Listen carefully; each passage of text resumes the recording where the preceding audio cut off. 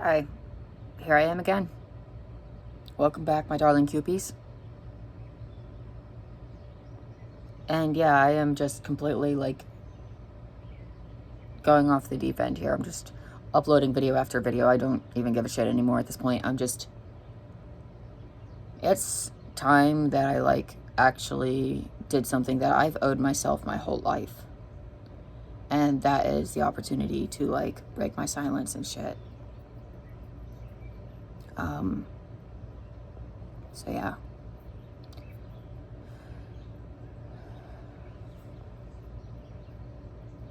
Actually, it would have been easier to just write this in a book. I just don't have the energy to put together a book about all of my ugly childhood traumas and the thoughts that were going in my head. So, what I'm gonna do is I'll make separate videos for each story, simply for the sake of ease, and then I'll put them all on one playlist and call it I don't know, my origin story or my lore or something stupid like that. And yeah, that's how I'll organize those, and then you guys will know that those will be the triggering ones, and then the lighter ones will be sprinkled on in between, but those ones will also be in a separate playlist. Says, hey, this one's actually just a nostalgic one. This one's me looking back at a positive thing in my life. So I'll have them differentiated between being, tragic lore, like super traumatizing lore, or for character development or something like that. Or if it's just a nostalgic look back on something that I enjoyed when I was a living, breathing human being. Because truthfully, I haven't felt like one of those in a very long time.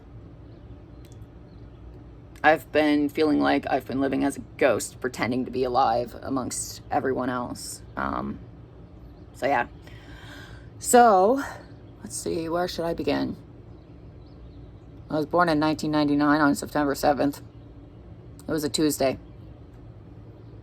I know this because when I was in 5th grade, I pored over the records to figure out what day of the week it would have been that September 7th fell on in the year of 1999. And it was a Tuesday. Apparently it rained. I was born in Wheeling, which is kind of funny because that's, weirdly enough, this is the general area that Life by Jen lived in and was, stuck in, and she never really left the valley, and I'm beginning to wonder if I'll ever get to leave the valley, but that's neither here nor there. I digress. I don't know, my mom was very young. What happened was she dropped out of high school, actually, because she got pregnant with me. She was 17 years old. And literally someone else at her school who also was pregnant around the same time, but further along in their pregnancy, they got pushed down the stairs by some of the other high schoolers because teenagers are dicks. And as a result, she lost the baby, the pregnancy. And my mom was so terrified by the idea of that happening to her that she dropped out of school before she even began the show. And she later went back for her GED, but that's neither here nor there. My mom was really young when she met my dad. I don't know, 13, 14. And she was also very young when he took her virginity. My dad was a grown-ass man, mind you. And it's oh, yeah, he groomed my mom, because then she grew up thinking he loved her, but he was really an abusive, toxic, control freak piece of shit. And yeah, she married him thinking, oh, we're in love, he loves me, blah, blah, blah, we have kids together. And she didn't even, it never even, occurred to her until, later on that what had happened, because she would catch up to her. It would. Because he's a terrible piece of shit who mistreats everyone in his life. And my mother was just another instance of that. So, did a lot of damage to her. did a lot of damage to us as well. I have never been able to get out from under the feeling that my dad has resented me from the day I was born. I trapped him with my mother. That's the way that he would make it seem. If you asked him, that was the one downside to me. I trapped him with my mother. Sure. As if you didn't make a choice to fucking groom her, but okay. Fucking 20 years old, taking the virginity of a fucking 13-year-old. Yeah, real good looking. That's a real good look, buddy. Yeah, sometimes I think that my dad should be under the jail, but it only gets worse from there. And so, what I'm planning on doing, I'm going to spill my guts in these little videos. Because, frankly, a lot of my family could probably be under the jail, frankly, with the things that I could tell. And I've lived in silence and fear for my entire life. Never feeling like I had any right to speak out. Always feeling like somehow things were my fault. Things that, like, I guess happened in my childhood and stuff. And it's hard to get away from that feeling, and it's hard to crawl out from under the feeling of, like, just absolute devastation. Like, it's like you feel damage beyond repair, and, like, things will never be okay again sometimes. At least in my perspective, that's how I often feel. Hold on, yeah, there was something on the screen and it was bugging me. So yeah, sorry I'm shaking. It's just the state of how I exist now. But yeah, so growing up, my father has always made sure that I was aware of my perpetual tendency to disappoint him by continuing to be a girl my whole life. As if I could go back in time and change what I came out with. And there came a point where I even tried to, like, I guess, be a boy, and he totally did not take that well either. And it's like, you know what? Nothing I do will ever please you. Go choke, actually. So stupid. Like, God.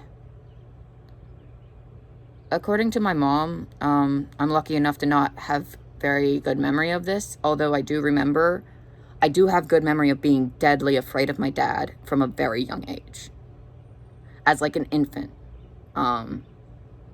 My earliest memory is at 3 weeks old, so I do have a substantial amount of memory. It's just there are chunks that my brain has protected me from, and I recognize that, and thank fuck, honestly. Because, like, I think that the worst thing in this world to be is a baby. Sometimes. Because you're completely dependent on other people, and you have to fucking hope that you were born in the right family, that you would even be treated well. Like, I don't know, just the whole concept of people continuing to have babies freaks me the fuck out, because of, like, how I came up. It's just, it was so fucked up. And I'm afraid that that's all that the future is going to be, is more bad parenting and more traumatized kids. I don't know. But I can admit that I've been quite cynical as a result of how I've come up. But no. So, my father, I feared him since I was about a year old.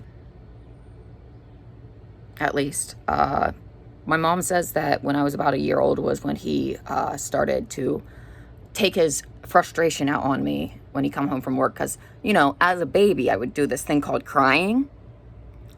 How dare I? I don't have words to express that I am in need of something, so I shall now cry. Well, that's worthy of a beating. Oh, you're 1 year old? Too bad. Fuck you, you stupid, worthless cunt. And that's why I call him by the fucking, like, I call him by a name that he isn't even his name, and he hates it. Because it was never his name. Like, his name is Brad, but, like, I call him Bradley because he hates it because he's never been a Bradley. It's not short for Bradley. It's not short for anything. So, I find it really fucking funny to just tiny petty revenge. I know I'm so stupid, but whatever. But yeah, no, he can choke. If he sees this, if you do see this, Dad, Father, I hope you choke. Even better, I hope you choke on a dirty chode and die in shame. And I hope that whenever you go to hell, that God will let me sometimes turn your spit. Don't worry, I'll also make sure to do so in Mom's honor as well. Yeah.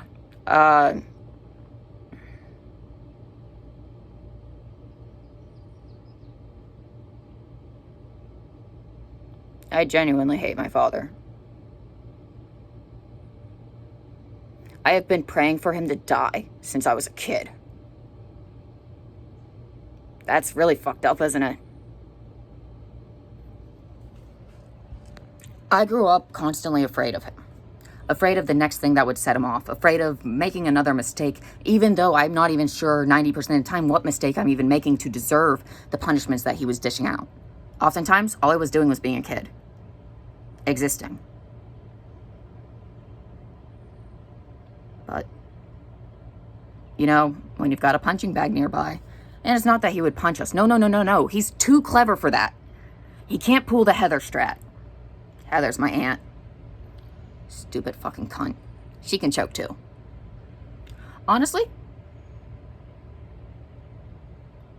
Tina just really sucks at raising children. The only child that Tina managed to not fuck up was one that died at age 2. Tina is my biological grandmother on my father's side, though I don't claim her as such. She's the only remaining grandmother I have, and I would trade her for literally a slap in the face. It's like, Jesus.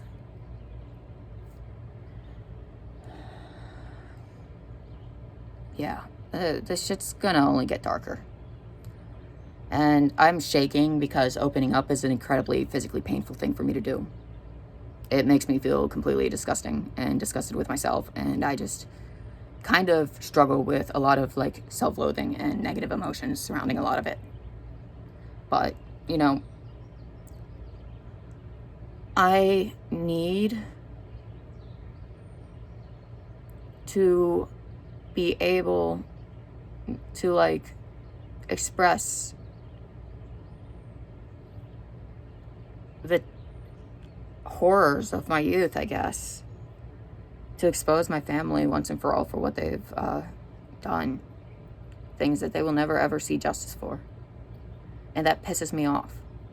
So I'm doing the only thing I can do, and that is destroying the public perception of someone I know who is a narcissist, and that public perception is all that matters. That's the thing. All I have to do for revenge is sit here and speak the truth. And that's oddly beautiful. It's terrifying, don't get me wrong, because opening up and speaking the truth on some of these things is terrifying. And kind of, I'm not going to lie, I'm kind of afraid that a lot of people are going to take a lot of what my own mind has convinced me of and regurgitate the very same narrative. It's like, oh yeah, no, you absolutely deserved all that. You know, I'm afraid of that. Or, oh, you didn't do X, Y, and Z right, or you didn't do the right thing to fix your situation, so you should stop bitching and moaning about being, like, I don't know, fucked up or whatever, because, like, it's your own fault. You know, I, like, my own head does this to me, and I guess I'm so scared of, like, actually opening up about it, because I'm scared that, like, other people are gonna think the same thing. We live in a very victim-blaming society. So why would I believe anything different? I mean, shit. Some of the things I don't even feel comfortable speaking on. But I will. Don't get me wrong, I will. Like I said, this is a tell-all. I'm spilling my guts for the whole world to see. Because I'll be goddamned if these hoes try to claim me when I succeed. Nah, I want them to burn every image they have of me. I want them to forget I ever existed. Cut me out of their life. And when people ask about them, to look at them like, who? Like I never fucking existed.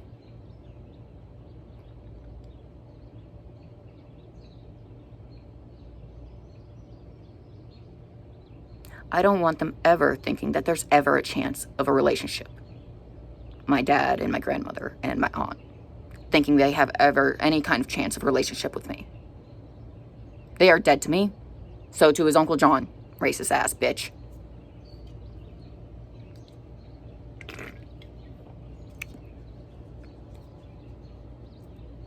That's okay. I wouldn't have gotten along with Uncle John anyway. I'm not white enough. Neither here nor there. Don't really care, actually. Like, genuinely. But yeah, so.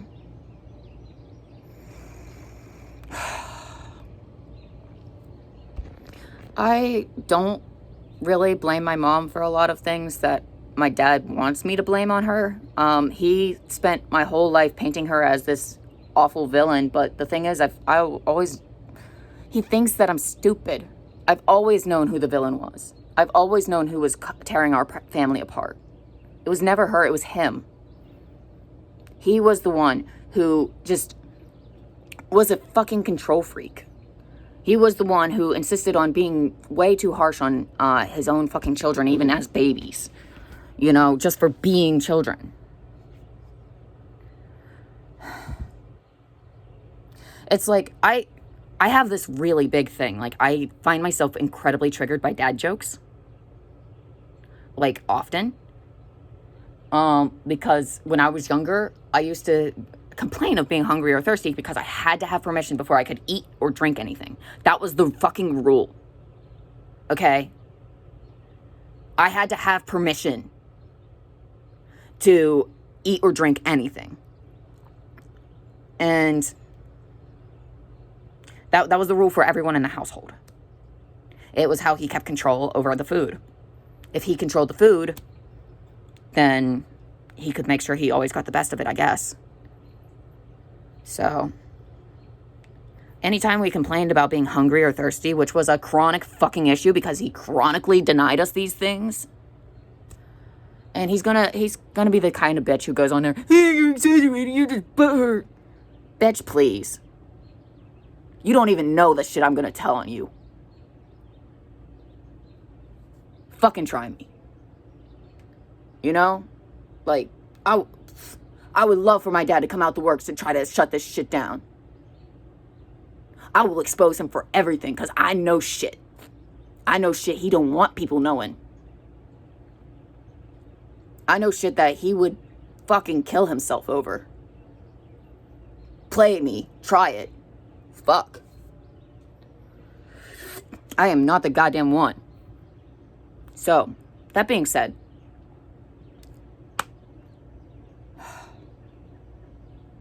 he can come out and say whatever the fuck he wants. I don't give a shit. The thing is regardless of what he says, regardless of what any of my fucking siblings say, regardless of what anyone says, my experience is still fucking valid. Even if they didn't experience that or experience things in the same way.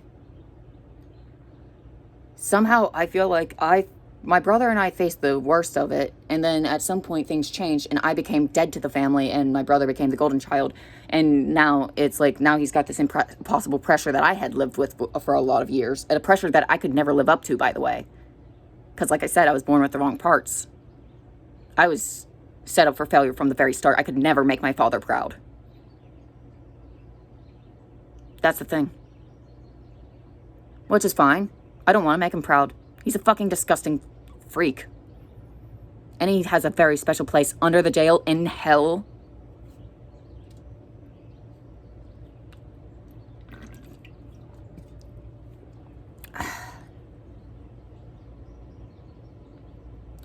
When my mom was pregnant with my brother, my brother, by the way, is a year and 2 months younger than me.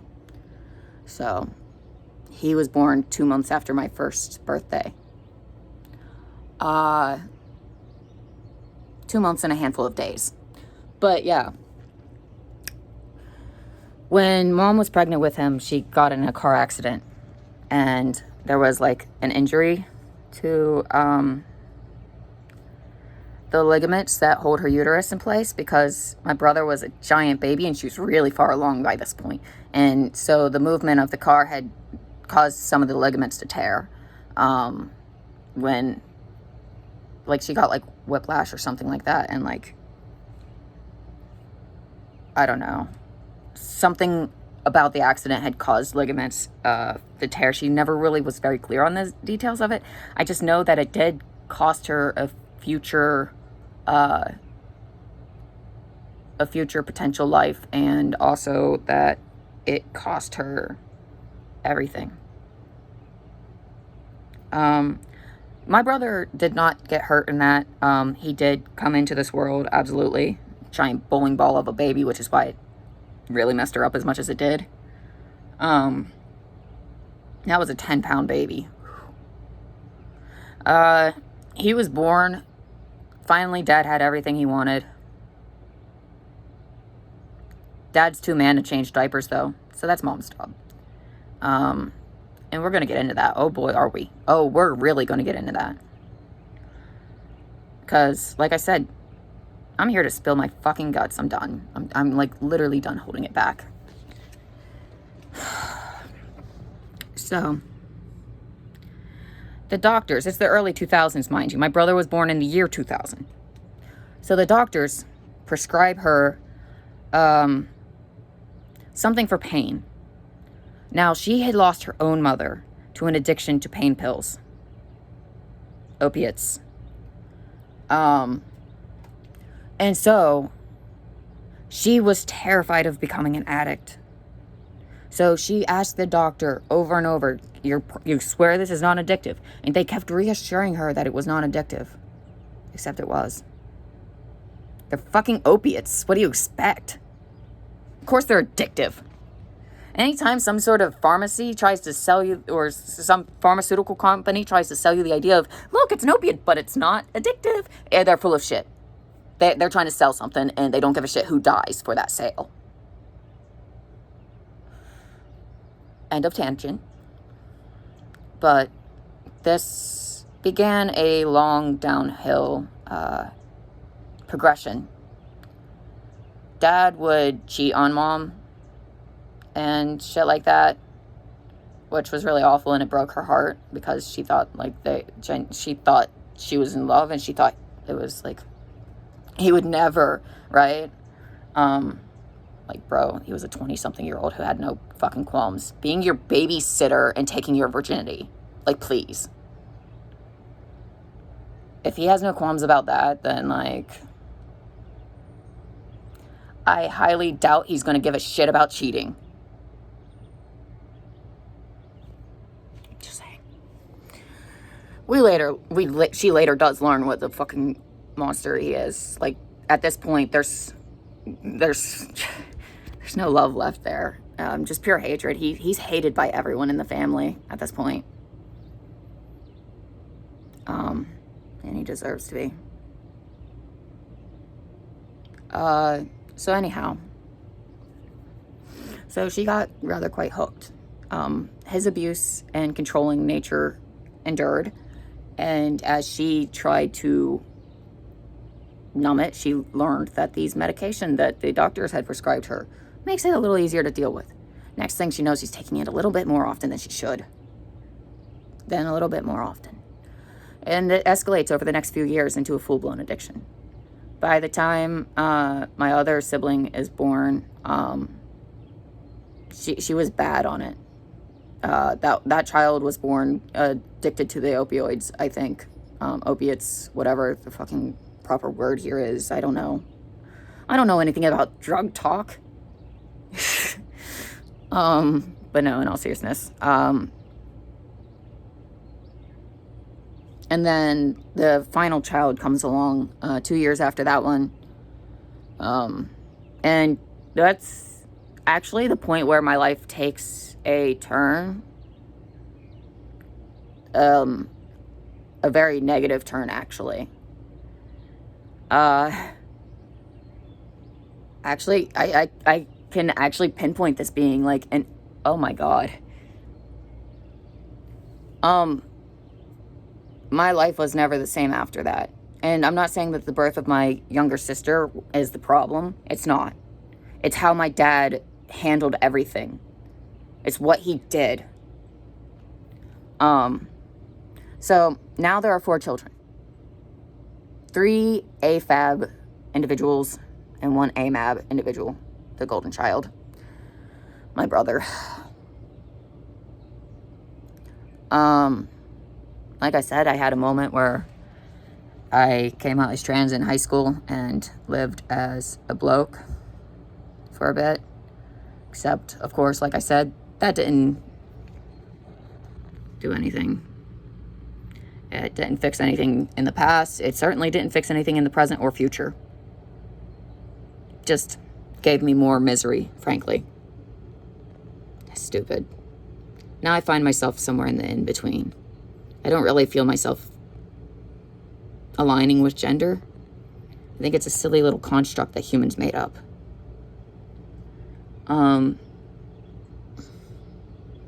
So yeah.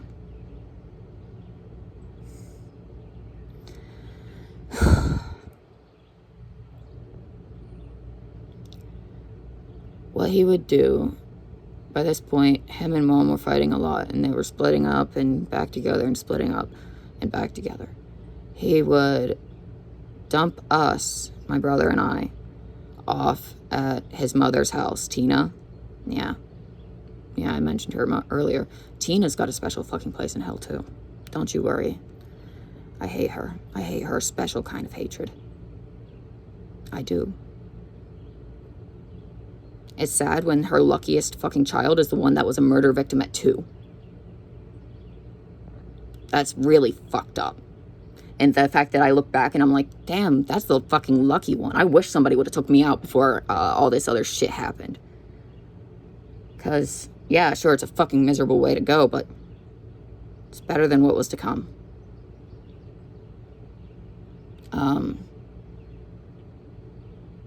So I was basically, suddenly I'm abandoned here at this awful fucking place that I hate with this person that I had actually fucking told my mom about, an attempt that this person had made to, like, I don't know, touch me inappropriately or something.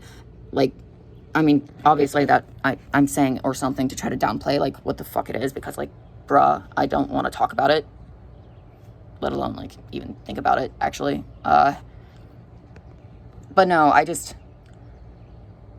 I don't want to get into the details. But now, there was the one incident where there was, like, an attempt to, like, remove my clothing, but it never actually was a successful attempt at achieving that goal on his part, because of the fact that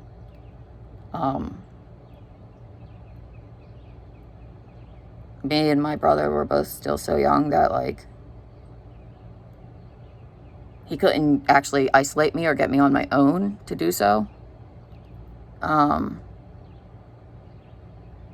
And it's, like, really fucked up, because it's, like, that was genuinely just an older child, too. It's, like, and that's the really, really fucked up part about it, is, like, how do you even reconcile the fact that, like, you were victimized by an older child? Not even a fucking grown-ass adult.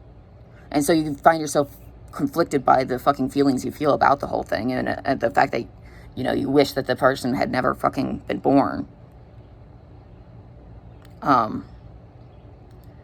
mean, shit. So this was something I had already, like, told my mom. This was something that was known. That there had, and by this point, if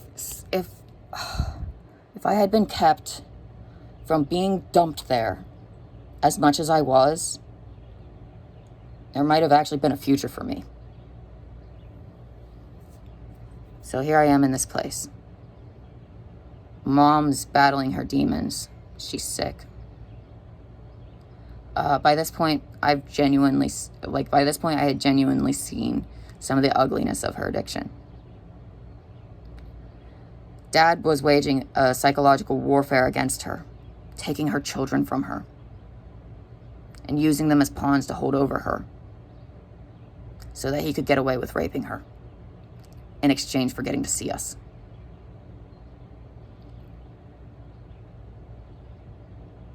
Which had ended up creating a fear in my mom, she's told me, of actually coming to see us. Now, this is just based on what she said. I personally, I wouldn't doubt it.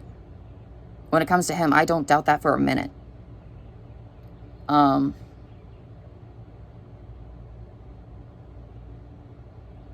So I'm inclined to believe her. All he's done my entire life is try to discredit and convince us that my mom's a liar and that she's crazy and that she's bent on revenge or bent on this, or she's just confused, or her drug addiction made her make up all these lies. And it's like, I don't think so. I genuinely don't. And then, so he would drop us there, and like I said, I had expressed to my mom, because I remember being confronted about it by the individual, the perpetrator, the person who had done that, or attempted to do that, actually, because, like I said, at this point, there wasn't even a success yet. I could have actually made it out of this fucking okay. So for that, fuck you, Dad. Piece of shit. It is your fault. I hope you fucking live with that every day of your fucking life. Because now that when I look back on it, I do actually blame him. I blame him entirely.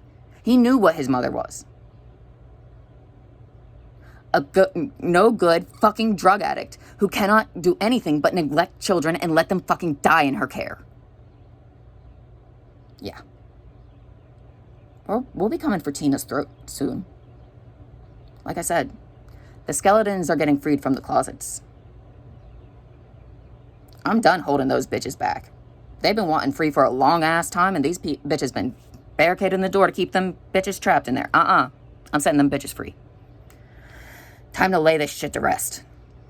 So anyway, I got confronted by the individual. So that I knew for a fact that someone had told someone. I know I told my mom, but she obviously told someone. Because I wouldn't have been being confronted. Oh, you told on me for trying to do that. Confrontation from that fucking asshole. Also, if you see this, you know who you are. You know my face. You know my fucking name. You know who I was. I hope you fucking eat a bullet. The day that your daughter got fucking shot, the bullet fucking missed the real target. It should have been you. I have very strong feelings against this person, but I have very good reason. When a person's pattern still repeats into adulthood, that's when you can say, yeah, they're probably still a fucking monster. See, it's one thing when they're a child and it's like, well, they might not have known better, blah, blah, blah, blah, excuses, to write off what they've done. But once they're an adult and certain patterns persist, bitch, police. I am genuinely shaking. I'm sorry. So anyway, so my dad would leave me there, and my grandmother, she's really shit at babysitting. She was an addict, and a very neglectful one at that. God only knows how many horrors went on under her roof. And sometimes The worst part is sometimes I feel like this sick fucking thought occurred to me in my head that they all fucking knew, you know? Like, they all fucking knew. Like, I don't know. Because there were so many fucking clues that there was no way they couldn't have. You know?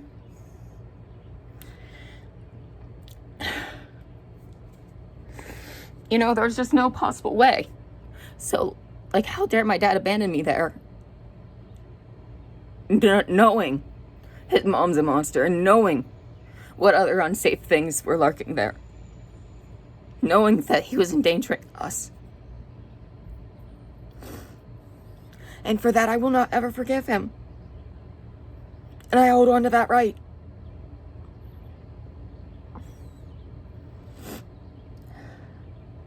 Forgiveness is something that takes more strength than I have.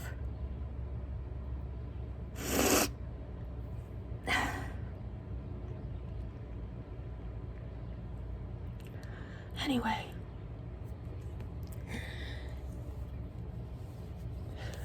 My brain started to compartmentalize. Each location was its own world, and time didn't bleed between them. So chronologically, it doesn't make sense anymore, this point in my life. Because of the fact that I was shuttled from place to place. So I have too many disjointed memories. Some memories here, some memories here, some memories there. At different locations, and each location became its own little filing system of memories. So it's like, oh, this entire house, let's just shove that in the closet and never look at it again and let it fester because I fucking hate it, you know? So my insomnia started. Oh, and I started wetting the bed. I got punished for wetting the bed.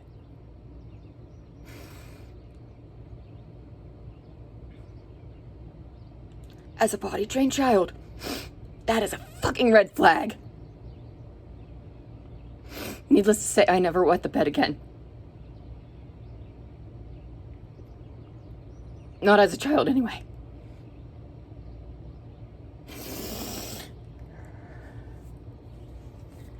I destroyed the fuck out of my Barbies that looked like me. I destroyed my favorite Barbie.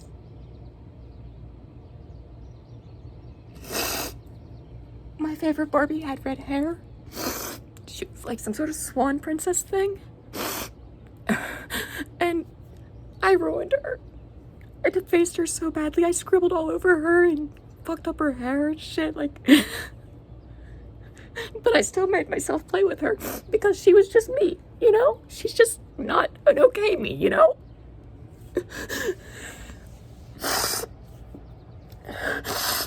And it's just like,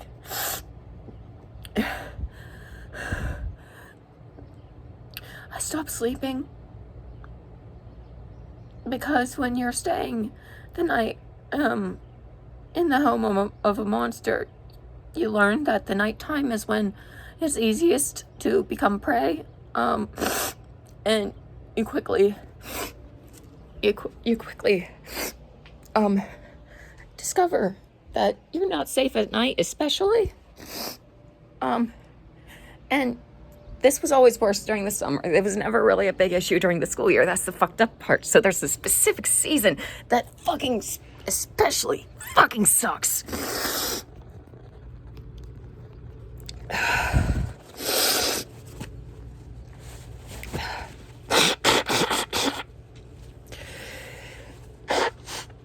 Yeah, I know, this is so gross, I'm sorry. But I really don't want to lose the flow. But yeah, this shit endured for years during the summer season. And for a long time I have wondered how much my family actually secretly knew and did nothing. And how long did they let this fucking go on for? And the fact is to this day, some of them will deny my experiences. Some of them actually still, to this day, insist that I'm somehow wrong. That I'm confused. I misunderstood. oh, it's just curious kids doing what curious kids do. Fuck you, Tina. You're a stupid fucking cunt. And I don't even believe anything you've ever told me about your own victimization, because if that were really even true, you wouldn't fucking sit there and dismiss the stories of a fucking child. I didn't know anything about any of this stuff. I was fucking 4 and 5 years old, for fuck's sake.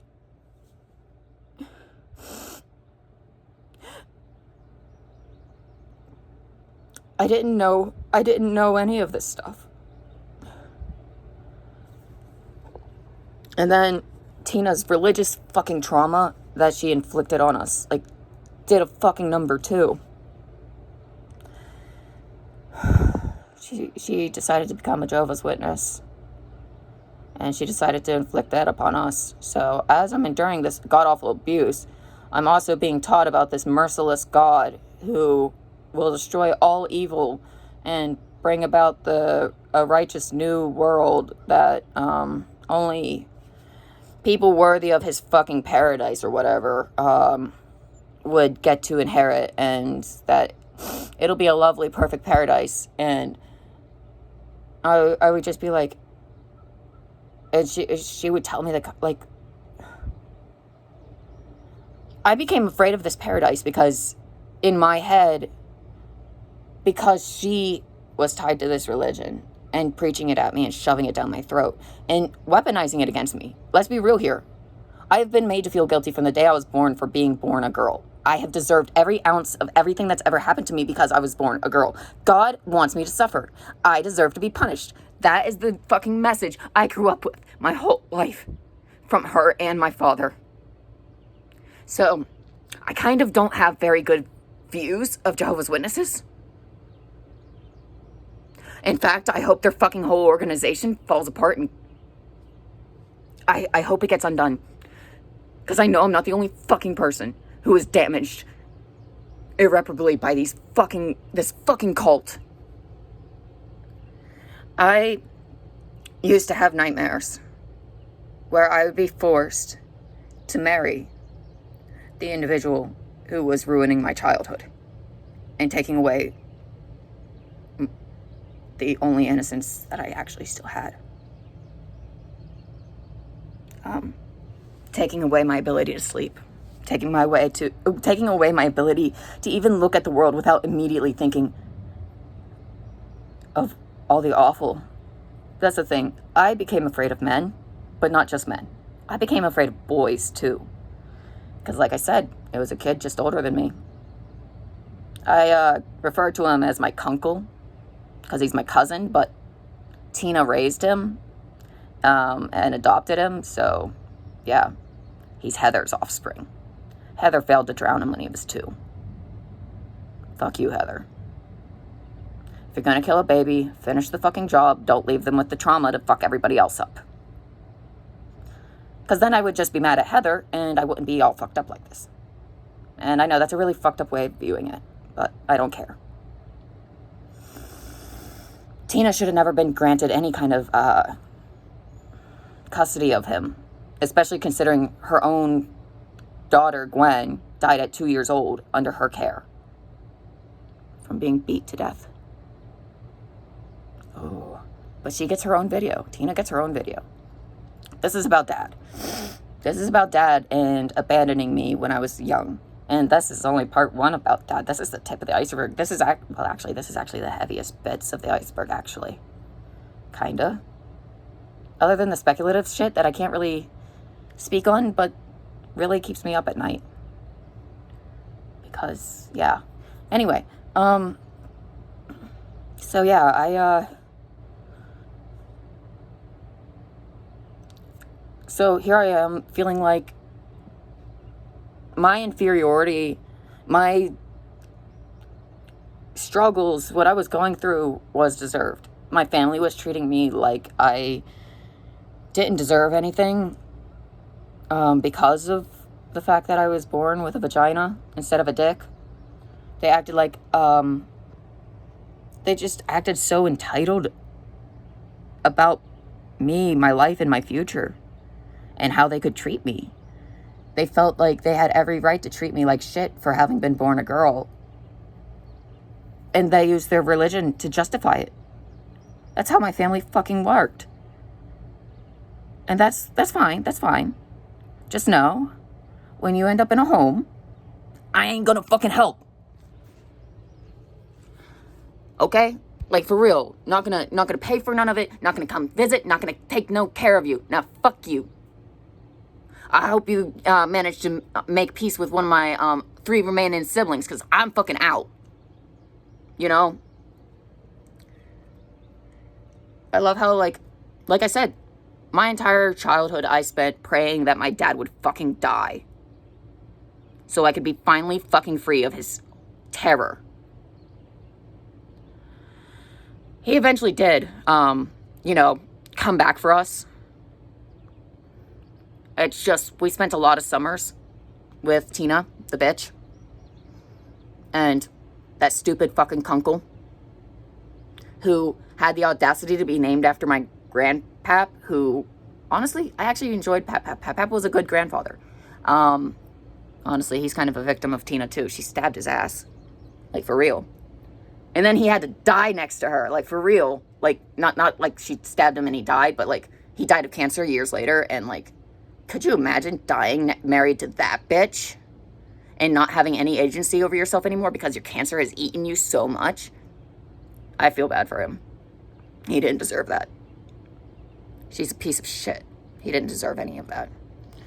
I actually really, like I said, Pap was like the only good person in that entire fucking household. It's just, there's only so much, you know, Pap can do.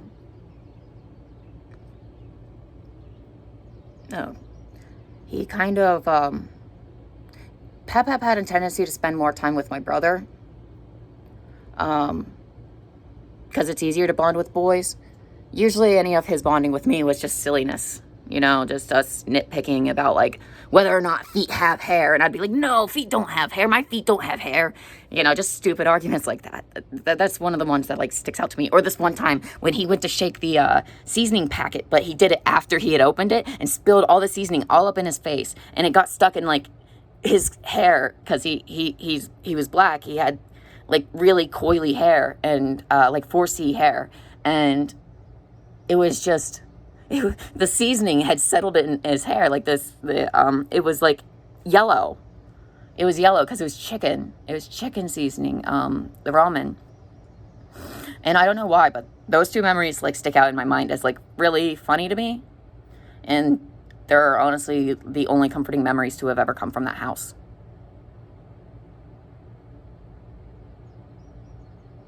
So yeah.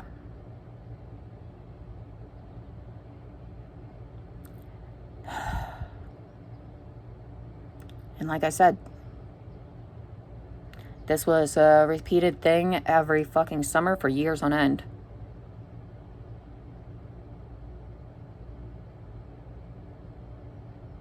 So, I don't sleep when it's dark, I guess. This morning I literally watched the sun rise and then my brain was like, now we can sleep. Because when the sun rises, people are awake. And when people are awake, you can't get away with doing stuff to another person in the same way.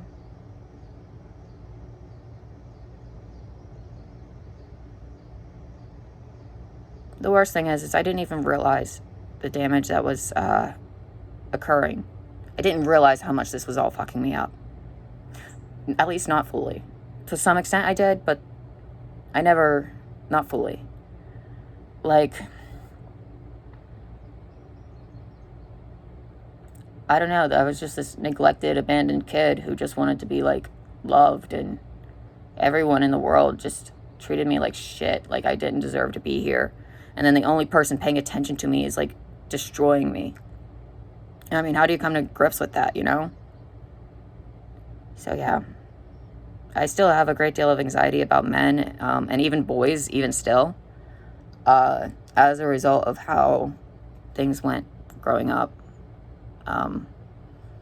And basically, I don't know, all I've done since is just make things worse for myself, really. It's like I can't stop almost punishing myself for it. Like somehow it's my fault. And another thing I had internalized, oh my God, I felt so bad for years. So my dad is too man to change our diapers. And mom, with her appointments and her issues and struggles, she wasn't always around. So I remember sitting in my diaper for hours, sitting in my own filth. So when my younger sisters needed their diapers changed, I changed their diapers. But the whole time I felt like I was just terrible, awful monster, because like I had internalized this idea that somehow I was doing to them what was happening to me, even though I was changing their diaper and it was a necessity that they needed their diaper change. Somehow, because of the fact that private parts were involved in the fucking equation whatsoever, in my head I equated myself to being the same as the fucking monster, you know? And I was also in charge of, you know, bathing them and taking care of them growing up. And like I internalized this absolute fucking awful fucking guilt, and then I didn't even fucking succeed in protecting them from the very same fucking shit. Not the same person though. No. That person has a very specific type. He cheats on his wife with a woman who looks just like me. A girl who I used to get mistaken for being the sister of in school. We were in the same grade, she and I. How's it going, Ashley? If you ever see this. Do you realize that you're betting not only a cheater, but a fucking child molester too? I'm sure you didn't. Yeah. Weird how that pattern has stuck through life for him. Still a fixation. And that makes me want to put him in the ground. I won't lie.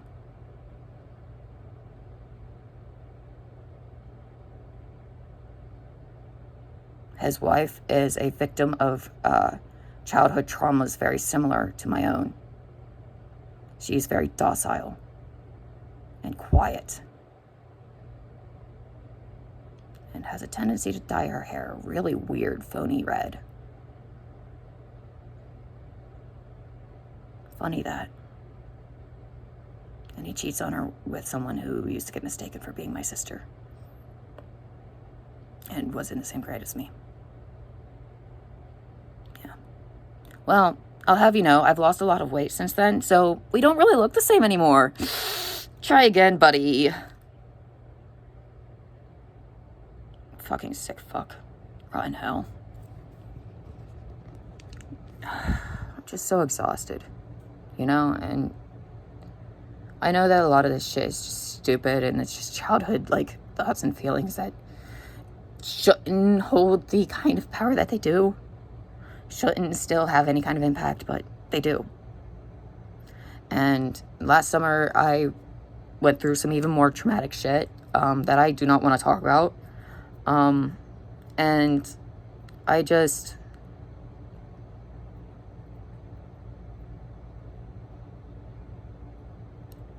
This past winter, my nightmares started merging two monsters into one. And it was a reemergence of the whole being forced to get married to, like, someone who has hurt me in some way or been abusive towards me in some way. That nightmare was definitely something that had reemerged, and all of that. So yeah, that's grand. I'm autistic. Unfortunately, this makes me incredibly fucking stupid and naive and trusting, to the point where I get hurt over and over again from my own naivete, my own stupidity, because I want to believe that people can be good. So any new trauma that's occurred since then, it's been solely on me. That's entirely my own fault. I brought it on myself.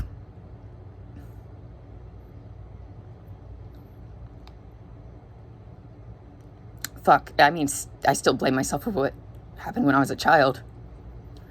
And continued to happen until 5th grade. It's like 11 or 12 when it stopped.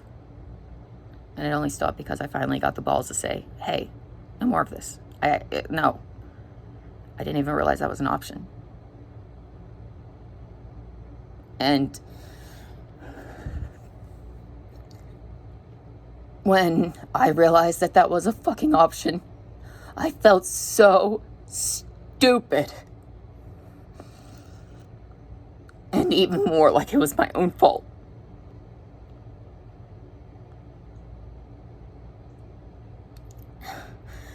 And so I can't help but escape, but trying to escape this goddamn feeling that all of my own pain is my own fault, that I ruined my own life. I brought my own suffering. And I don't know how to live with that.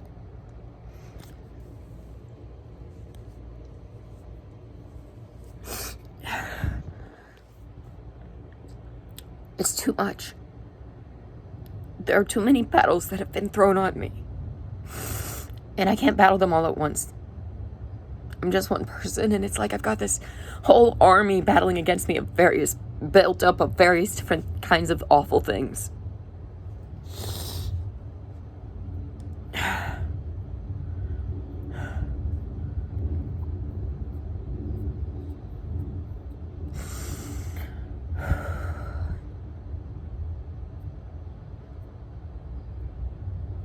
I used to fantasize about getting away, running away, being adopted. But yeah, those are the worst traumas of my elementary school years, pertaining to my dad's side of the family. Like I said, I actually compartmentalized a lot of this, so all of these locations kind of sealed their own bubbles, so they will overlap storyline wise. It's just that certain things didn't spill over into different spaces. They stayed in their boxes for the most part. And that's why my brain has lumped these memories together in this way. I had one safe place, and that was my Grams's house, my grandma Bucklew, over in Follinsby, Mom's grandma, my great-grandma. That was the only safe place I had. It was the only place on earth I could actually still be a kid. And not worry about these things. And not feel like I'm somehow wrong for having been born. And like I deserve to be punished for my own existence. And that's why everything bad is happening. You know, it was the one place I didn't feel that way. So I was a good kid. I was a smart kid. I was way ahead of my peers. I was gifted. Then all of a sudden, I stopped doing my work. Stopped doing my homework. Stopped giving a shit. Stopped paying attention in class. I'm anxious all the fucking time and nobody knows it. I'm stuck in my head, tormenting myself over shit that I cannot escape. But, you know, the system wasn't built to really catch this shit, really, was it? Yeah, whatever. I got diagnosed with ADHD in 3rd grade. I mean, yeah, it's true. Dad decided that the solution to the ADHD was beatings, not medications. Yay, more trauma. Thanks, Dad. That's okay, just wait until we get to the starvation era.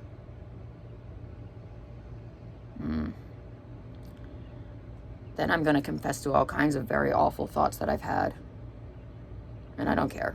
Like I said, I just want a really brutally honest account of my fucking experience, you know? And I'm recognizing now that I'm not going to fucking sit down and write this book. I can't stop crying enough to just, like, fucking sit down and write the book. The best I can do is spill my guts on camera. So, here we are. That is something that has burdened me my whole life. And the thing is the way that I was manipulated in such a way to make me complicit in my own victimization. Funny how that trend keeps repeating. Like I said, any further shit that's since adulthood that's occurred, that's on me. I mean, sure, it's on those around me, but it's on me. Like I said, I'm autistic, naive, and stupid. I want to trust people, so I let myself let my guard down over and over again and keep getting hurt as a result. I mean, God, that's what happened back then. Like I said, I feel honestly, truly, fully complicit in my own trauma.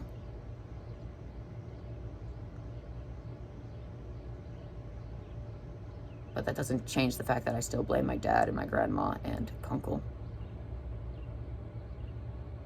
So,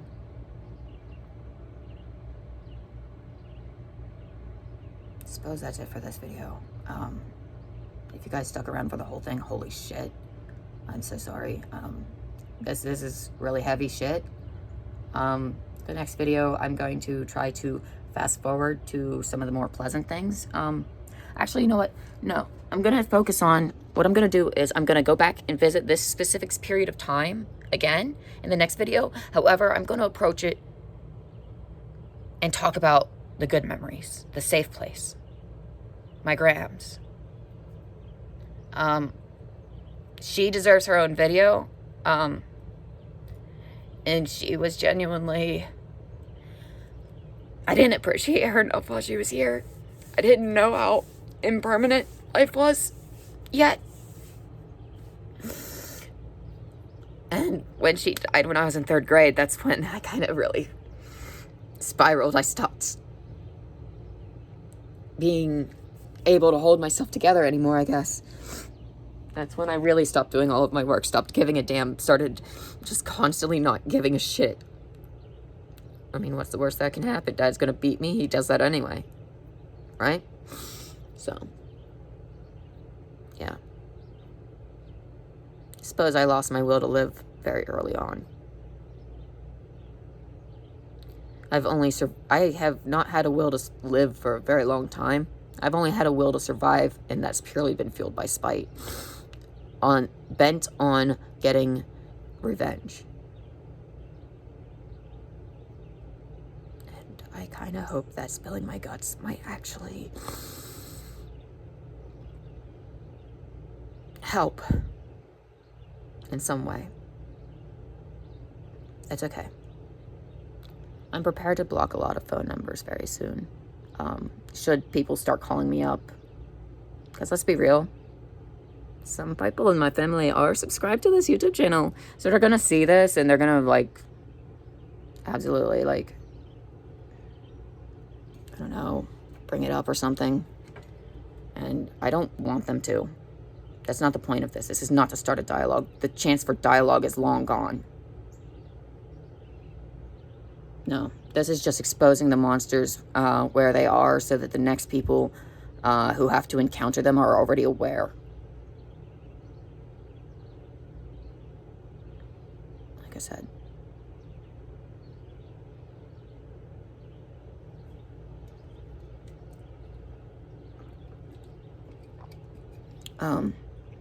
But yeah, I'll see you guys in the next one.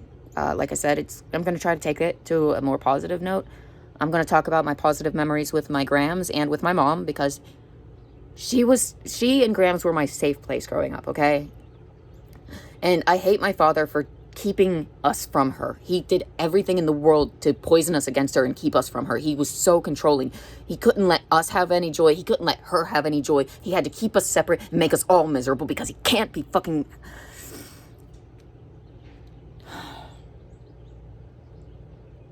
Because why should his kids be any happier? Why should anyone around him be happier? He lives to make everyone else suffer. I'm almost certain of it, it feels like. It's how it's felt my whole life. Like I said, I used to pray for him to die. A few times, I almost got my wish even. Now I don't give a shit if he lives or dies. Honestly, I kind of hope he lives. I hope he lives a long, drawn-out life. Abandoned by everyone. As they see him for what he is. And leave. I mean, his kids already pretty much jumped ship already. I'm not the only one who suffered horrors in that house. I just suffered a very specific brand of horrors.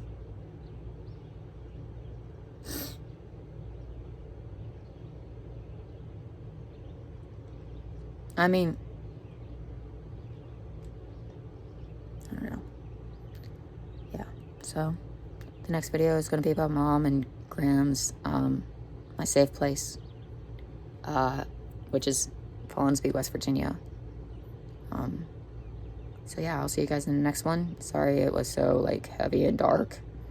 I'm gonna put a giant, like, trigger warning at the very beginning of this, just because it's like, oops, this is, like, really heavy shit, and I didn't realize, like, how much of my, like, once I started talking, I didn't realize how much I was actually gonna spill, but it's kind of a relief to just have it out. You can judge me, I don't really give a shit anymore. Like I said, nobody can judge or blame me more than I already do myself, so it doesn't matter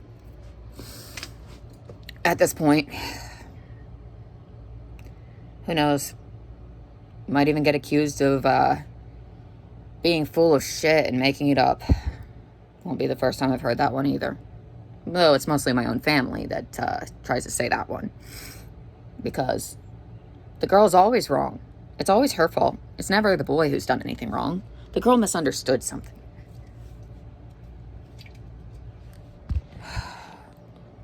Oh, or my favorite argument. The girl was too tempting. Bro, I was like fucking 4. The fuck? Disgusting. Disgusting. Just under the fucking jail. Under the jail. By the way, to clarify, I was 4 when that failed attempt was. It was around 5 or 6 whenever things would actually start to escalate. When I'd be... Basically, that's when Dad pushed Mom out of our life and started dumping us at Tina's, was when I was about 6. Like, I had just turned 6. Like, I was 5 and 6 when that happened, because I feel like Mom was still pregnant with Michelle at that time. And Michelle was born on my... Oh, no, I was 6. I was 6, my bad. Because Michelle was born on my 7th birthday. And I remember that the summer leading up to it was fucking awful. I think that the summer before that one was also pretty fucking awful too, though, come to think of it. Because I swear to God, this went on for a couple summers before I even entered the 1st grade. Like, at least 2 years. I don't know.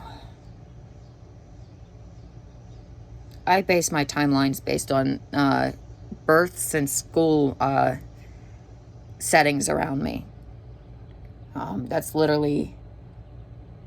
Oh yeah, it did start at 5, because that's when I started acting out in class. Started screaming and throwing a fit and stopped being this perfect little good girl. I started just wanting to have plushies with me all the time, and just, I didn't fucking want to be bothered by any of it, you know? I was just tired, man. But yeah. So, yay. Have fun becoming acquainted with my demons. Just know that I expect them to be back by 7.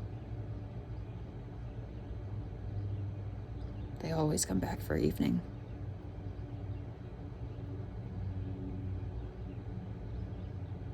Never fails. Especially in summer.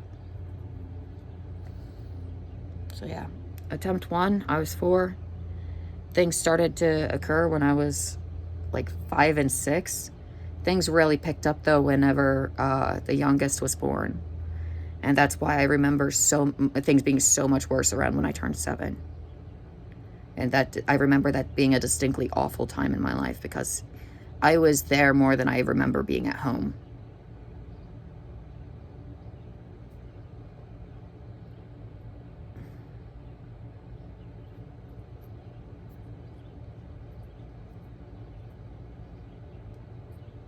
There was nothing I could do about that. Dad wouldn't let me see my mom, and he had abandoned us with his mother, knowing full well that she's an incompetent parent.